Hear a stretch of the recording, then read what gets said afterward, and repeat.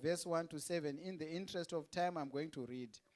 So it was when all the nation had finished crossing the Jordan, the Lord said to Joshua, "Take for yourselves the 12 men chosen from amongst the people, 1 man from each tribe, and command them, pick up for yourselves 12 stones, 1 each, from here out of the midst of the Jordan, from the place where the priest's feet are standing firm.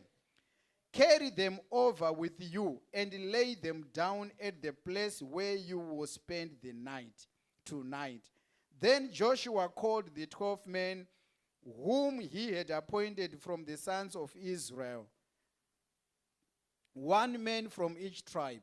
And Joshua said to them, "Cross over again to the ark of the Lord your God into the midst of the Jordan, and each of you take up a stone on his shoulder, according to the number of the tribes of the sons of Israel, so that this may be a sign among you.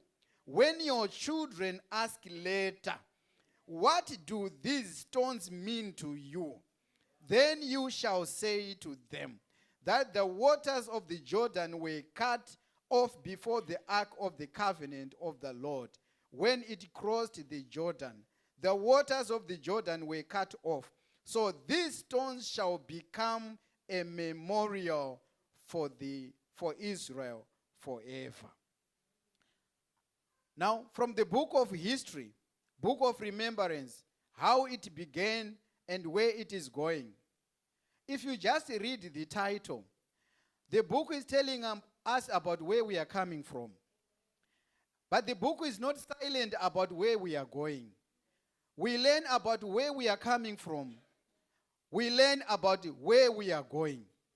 From the book of Joshua, where we have read, the Bible says there was a command that 12 men from each tribe of Israel were supposed to take a stone, not sand.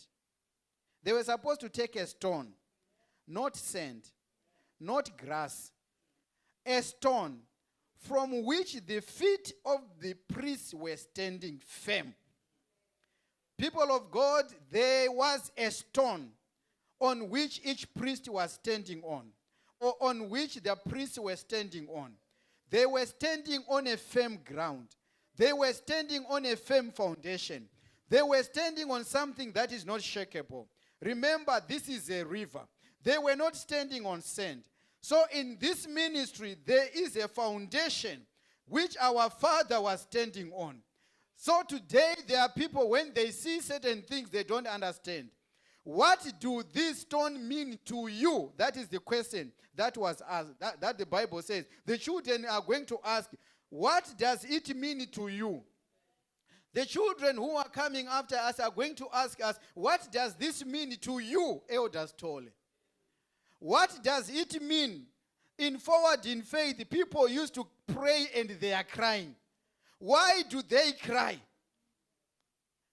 In Forward in Faith, people, when people are praying, some of them, they lie down.